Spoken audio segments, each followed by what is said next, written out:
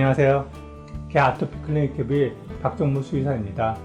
오늘은 개 알러지와 개 아토피의 구분하는 방법에 대해서 말씀을 드리겠습니다. 아토피 상담을 하다 보면 의외로 많은 보호자분들이 자기의 개가 아토피인지 아닌지 명확하게 알지 못하는 경우가 많습니다. 이 아토피와 알러지를 구분하는 방법에 대해서 알려드리겠습니다. 그 알러지라는 것은 무엇이냐면, 알러지라는 용어는 그리스어에서 파생되어 왔는데 다르다라는 뜻을 가지고 있는 알로스와 그리고 작동하다는 뜻을 가지고 있는 어젠, 요 두 개가 합성되어 알러지라고 이야기합니다.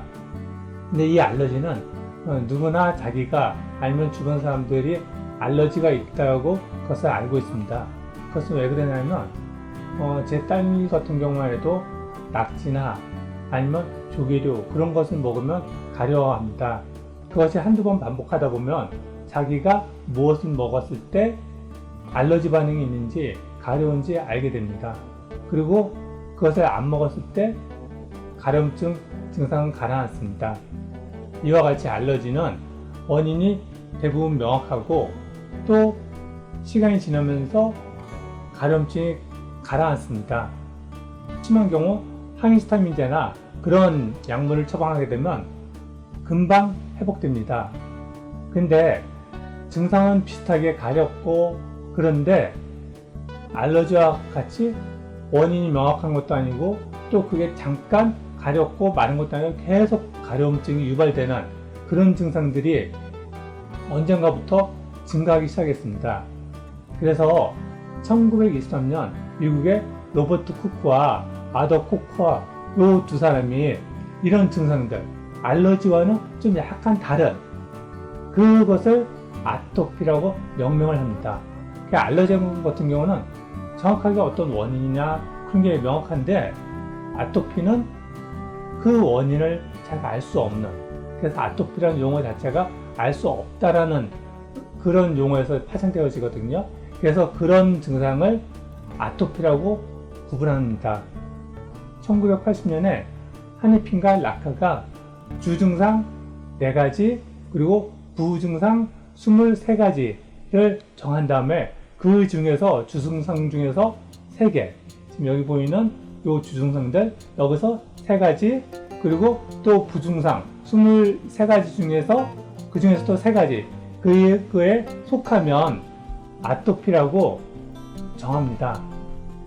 하지만 이런 거는 그냥 임의적으로 그렇게 정한 거고, 아토피 같은 경우 주된 특징으로 얘기하는 것이 뭐냐면, 아토피는 알러지와는 다르게 유전적인 요인이 강하다고 그렇게 이야기합니다. 그래서 인터넷에 찾아보면 어린 아이들이 아토피를 앓는 경우 그 부모들 또한 비슷한 증상을 보인다고, 그렇기 때문에 아토피는 유전자의 요인이 강하다고 그런 얘기를 합니다. 그런데 이런 얘기가 타당하기 위해서는 유전자가 하루아침에 변하는 것이 아니기 때문에 그 어린 아이들이 아토피를 앓고 있다고 그러면 부모뿐만 아니라 할아버지, 아니면 그 이전의 조상들도 아토피로 고생을 했어야 합니다.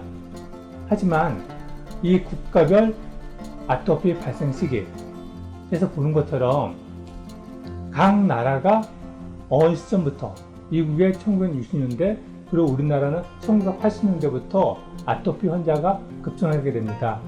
이 부분은 주변에 이제 연세 드신 분들한테 한번 여쭤보시면 그분들이 어린 시절에 본인이 아니면 그분들의 아버지 어머니가 아토피로 고생했냐고 물어보시면 그 대답은 명확하게 나타납니다.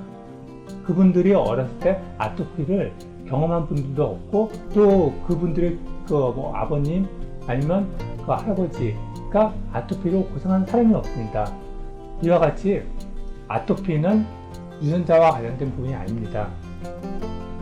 생활 속에 알게 모르게 그 변화된 여러 가지 것들, 제가 이전 동영상에서 계속 얘기한 화학 물질들, 그리고 이제 먹거리 변화, 그런 여러 가지 것들이 변화되면서 아토피가 심해졌습니다.